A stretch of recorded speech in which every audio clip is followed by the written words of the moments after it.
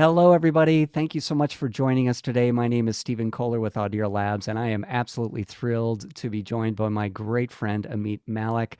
Ameet and I are dear friends with one another. We played music together for many years, and I'm inspired to say he's an incredible leader. He currently is Executive Vice President and U.S. Head of Oncology at Novartis and is preparing to move on to his next exciting chapter as CEO of a smaller but incredibly exciting entrepreneurial organization that Ameet will tell us more about. Ameet, welcome. Thank you. It's great to be here with you, Stephen. Just absolutely thrilled to have you jam together with us today. For the sake of our listeners, would love to have you just introduce yourself and tell us a little bit about your background today. Sure. Originally from New Jersey, grew up playing a lot of music. I'm a drummer by background.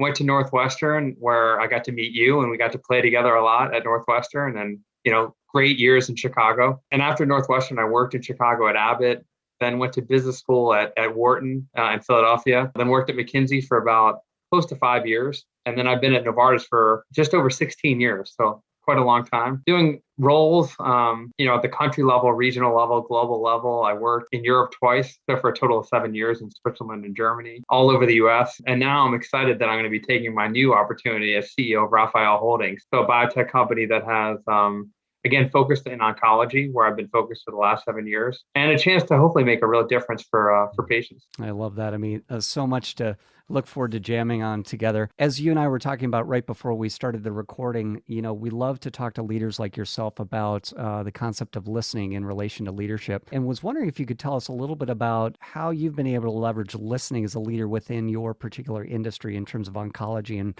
the pharmaceutical industry. Yeah, I had to make a real shift as a leader because I think in so much of our life growing up, we get validated externally by getting good grades or getting a promotion. And you usually do that by contributing through knowledge or through your own ideas. And I think, for me, the shift as I move to larger leadership roles, it's actually not about you being the one with the answers. It's about you soliciting all the great feedback and knowledge and insights that exist within the organization. Especially in my last few roles where I've had 1 to 3,000 people reporting to me, all of a sudden, it's not about your ideas. You don't add value by your own ideas. Of course, you have to have a purpose that everyone can align around, a clear vision that everyone can align around. But all the ideas come from connecting with people. One of the things that I do, and I've been doing since I started this role almost 4 years ago, is I have very regular sessions with small groups of people at all levels in the organization, just to hear what's on their mind and just to hear what's working well, what's not, where can we improve, what are ideas that we could be having even more impact for patients, for our organization, for the business.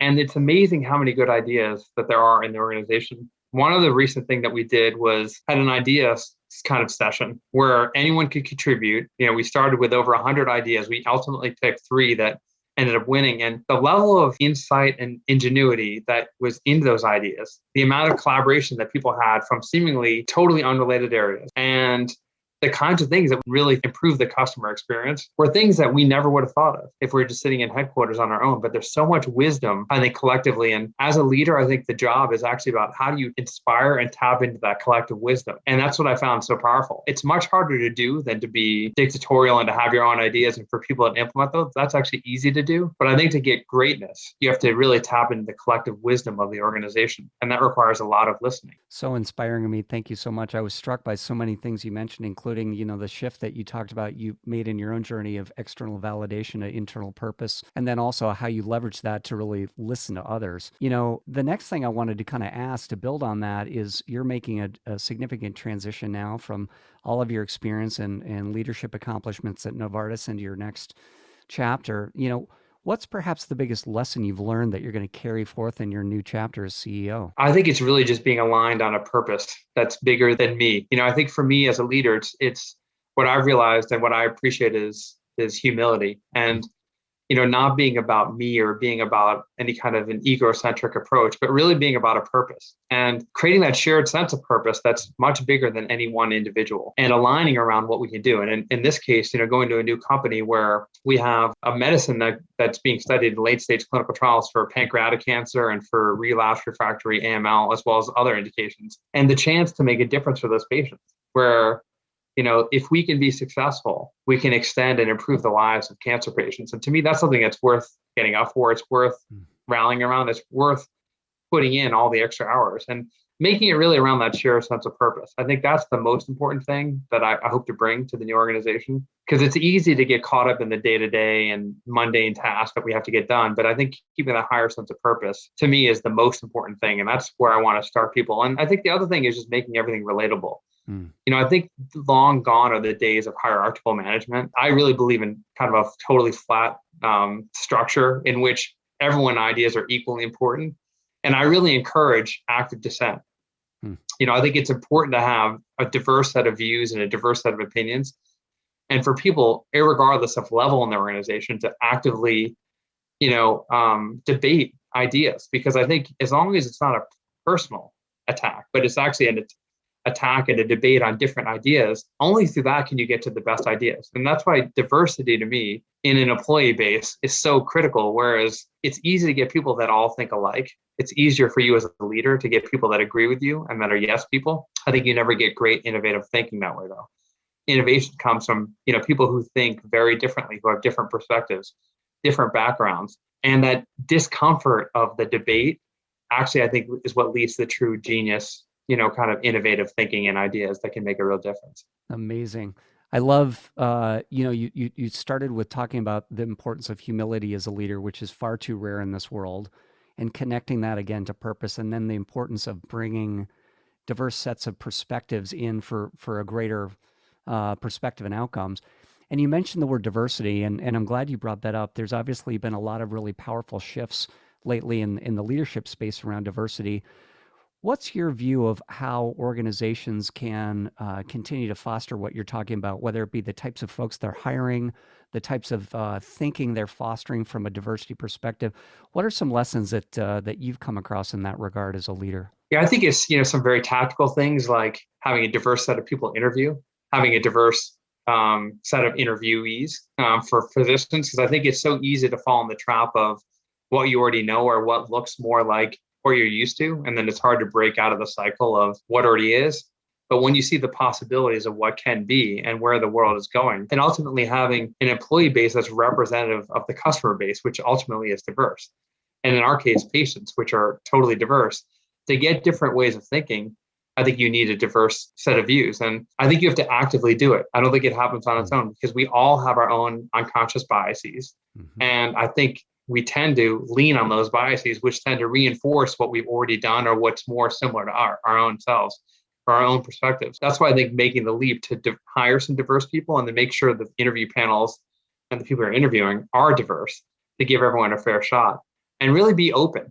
I think it's so easy in today's world to be closed and to want to believe you're right. But I think, again, going with a sense of humility and openness and curiosity, true sense of curiosity, to want to really learn why a different view could be impactful.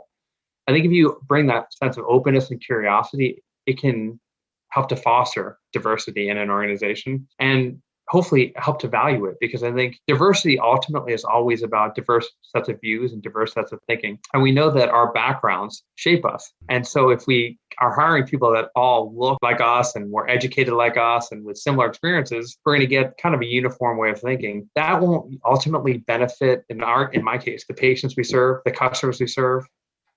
And I don't think it ever fosters the most innovative way of thinking, but it's hard to do. And I think it requires an active way of trying to go about it, because I don't think it'll happen on its own. The default is I think we go to our unconscious biases.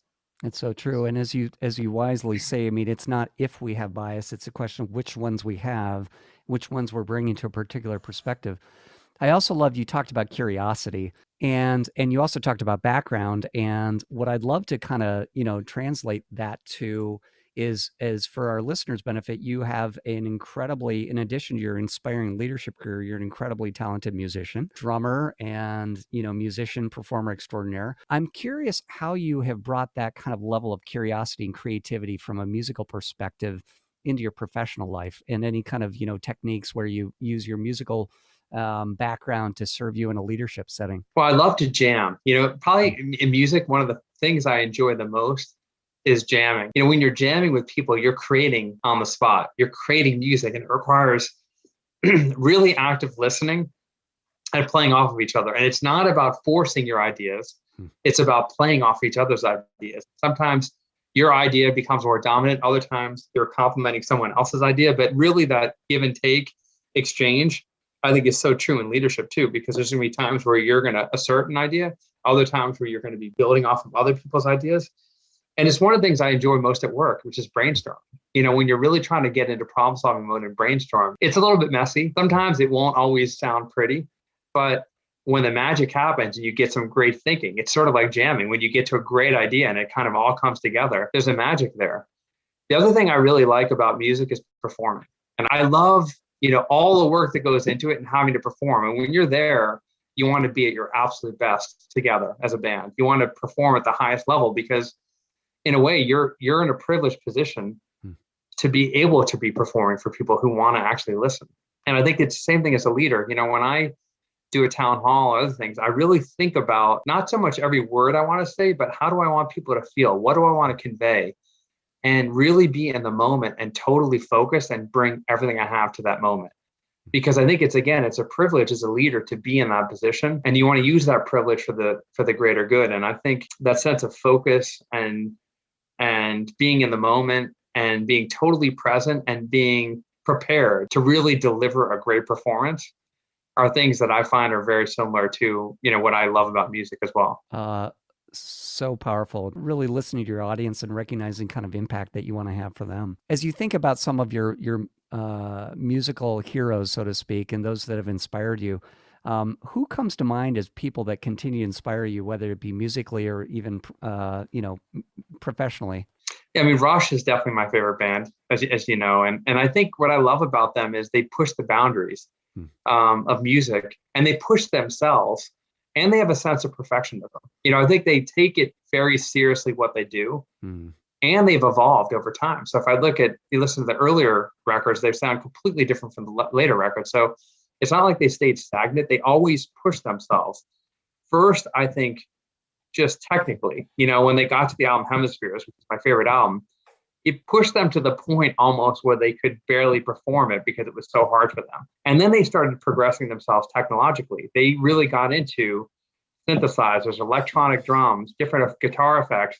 They really pushed the envelope technologically. And then from a songwriting standpoint, they went from 20-minute long progressive songs to 3 to 5 minute, much more accessible songs, and constantly pushing the envelope and evolving and changing and drawing from influence from others. So they'll actively talk about when they were transforming, they were listening to other bands and they were getting inspired by other ideas. I love that progression and constant movement forward of always not resting on your laurels, but constantly trying to discover a new path forward.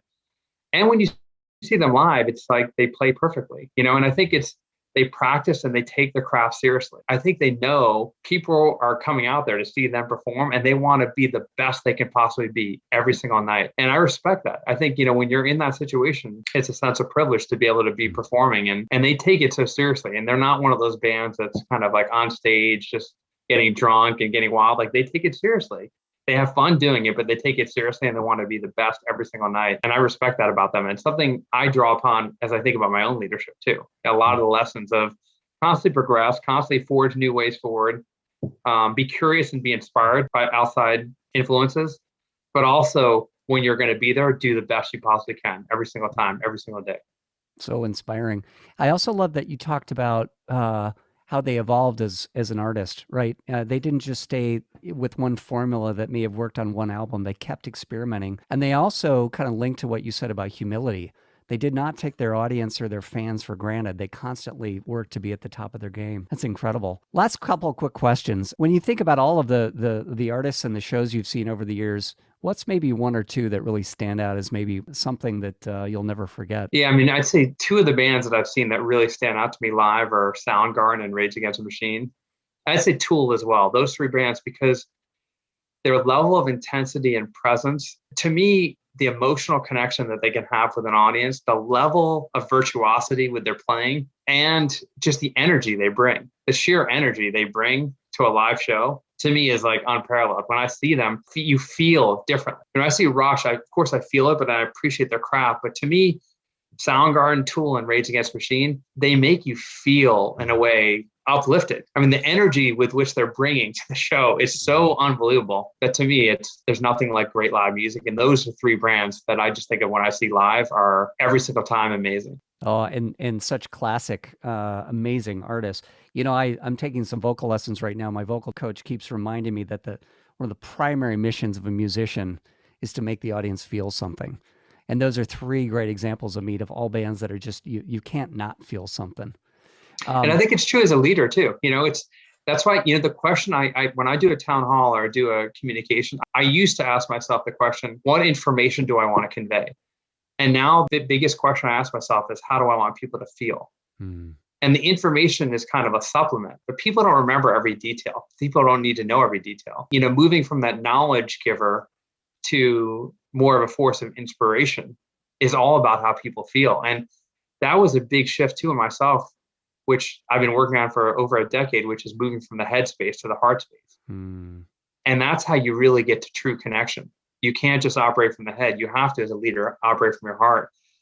And that means also a sense of vulnerability, Hmm. being comfortable putting yourself out there and like a jazz musician, improvising, and maybe you're going to get it wrong sometimes. But ultimately, I think if you're authentic, if you're vulnerable, and if you put yourself out there, people connect to that and people feel it, even if it's not always perfect. And I think for me, that's something I draw upon too when I'm speaking to people is trying to draw those lessons as well. So inspiring, Amit. I love that you talked about moving from the head to the heart because so many of us, I think, were taught early on in our careers that it was all about staying up here. And that's an component, but it's not obviously the only component. And I love the fact that you've, in your journey, kind of found that balance for you because it's clearly sensing like you're making a huge transformation for yourself, but also the audiences that you're supporting. Um, Well, I think, we're so rewarded in society. I mean, it starts with as kids, grades, right? Everything is measured and quantified and either good or bad. And I think that keeps reinforcing the headspace, mm, and again, the sense of external validation. So I think it starts already as a kid, how we reward and recognize people, even in sports. How fast did you run? How many points did you score? I mean, everything is quantified and becomes kind of mechanical. And I think it's harder to quantify feeling and inspiration and more artistic things. And I think, that's why to me, the balance of the head and heart space is so critical from all the way from childhood development on, because it's so easy in society to get too head oriented and not have that balance with being in the heart. I love that. For those leaders that might be watching or listening who might be struggling with that transition in their own journey, what advice might you have for them? For me, I had to get to the point where I wasn't afraid, because ultimately, when I operated from the headspace and wanting to kind of know everything and be perfect with everything, it was also a fear of failure. I mean, ultimately, that's what was driving me, not just the sense of inspiration or purpose, but also a fear of failure, a fear of not being great, a fear of not being recognized as someone who is smart or contributing or in a high level position. I was defining myself by those criteria as opposed to internally of what was important to me. And for me, I had to go through a deep introspection where I started to realize that fear was actually holding me back from living my true sense of purpose. And I had to articulate, and I went through a lot of iterations to articulate what my true sense of purpose was. Once I realized that actually the fear and the external validation was actually directly getting in the way of me living my purpose as I defined it for myself, I started to let go and remove some of that fear and say, you know what, like I'm always going to be okay. We're lucky that, we're in a position where we can always get some kind of a job. You're always going to be fine and live and sustain yourself, but it's how do you want to spend your time? And I remember a coach asking me a question almost 10 years ago, which finally hit me over the last couple of years, which is switch the question from what can I do to what do I want to do? And for me, as I started to think about, especially during this pandemic year, you start realizing that, a lot of things are outside of our control, and life even, and how long we live is not fully in our control. So I started to think about, how do I want to spend my time and how do I want to contribute with that time? And how do I want to grow and learn with that time, as opposed to what else can I accomplish and be seen externally in the eyes of other people? And once I started asking myself that question that leadership coach asked me, how do I want to spend my time and what do I want to do, instead of what can I do and what can I achieve? That switch really reoriented things for me. And as you made that switch, Amit, what did you notice was the impact around you? Yeah, I felt more comfortable, more at ease, even more easy to connect with people, more comfortable, even taking risks, like leaving Novartis now after 16 years to join a small company, which could succeed or fail, depending on the lead medicine. I feel more comfortable taking risks. I feel more comfortable just being me. Hmm. I feel more comfortable not being as perfect, and not having all the answers because I feel more comfortable in just being myself and being a contributor with whatever I have to bring and being comfortable drawing upon others for everything that I don't have. And then together we can do great things together. And it's not just about me. But that was a maturity I had to go through as a person. And I feel just more comfortable. Mm, so inspiring. And I also appreciate your pointing to this concept that some of our listeners may have heard of in terms of the doing, which is what so many of us are focused on, achieving accomplishments, achieving titles, etc. That part of leadership, which for many of us has become all of leadership, to what is arguably as, if not far more important, which is the being. How Mhm. are we embracing our values, whatever that might be? And it sounds that you've certainly embraced that part in your own journey. It's incredibly inspiring. Yeah, well, I'm lucky to have worked with a lot of great people and a lot of good coaches. And luckily, I've had the time to be introspective and had a lot of great support from a lot of people to help me on the journey. But it's powerful. And I think, that's the great thing about getting older, too, is that this constant growth, inner growth, is what makes life interesting. As we keep getting older and maturing and getting more experience, I think being able to constantly challenge ourselves and get the support from others to continue to grow and contribute is just like, it's a beautiful thing. And life always becomes fulfilling, I think, when you do those two things. You continue to grow and you continue to contribute, Hmm. that never ends. That never ends being inspiring and enjoyable and a great way to live. And I think that journey never ends. And for me, again, that switch of, accomplishing a certain goal or a certain level or a certain amount of money to be financially stable, but more to how do I keep learning, growing, and contributing in this world? And that's a never ending journey that's continuously inspiring and energizing. So inspiring. Well, last question. Speaking of inspiration and creativity, what's the next show or artist you hope to be able to check out as we emerge from COVID? Yeah, it's a great question. I would say one thing I really miss is we live near New York and seeing jazz shows. And Mm. I love jazz because of spontaneity. First of all, the level of musicianship is so high. The level of spontaneity is so high. And you can see a show with 200 people in New York, that is like unbelievable musicians. And I miss that. I miss, of course, all the big shows, but I miss the small shows too, of just being up close and personal and having that really shared sense of experience, and being part of, as an audience member, that creation process where you're witnessing a sense of creation and innovation and spontaneity. And so that's probably the thing I miss the most, and I can't wait to go see again. Well, I wish that for you as quickly as possible. Ameet, thank you so much for joining us today. It's incredibly inspiring, and we wish you all the best in your next chapter. And for those of you listening, please continue to check us out on audiralabs.com and social media. And Ameet, all the best and keep jamming, my friend. Great. Thank you so much, Stephen. Cheers.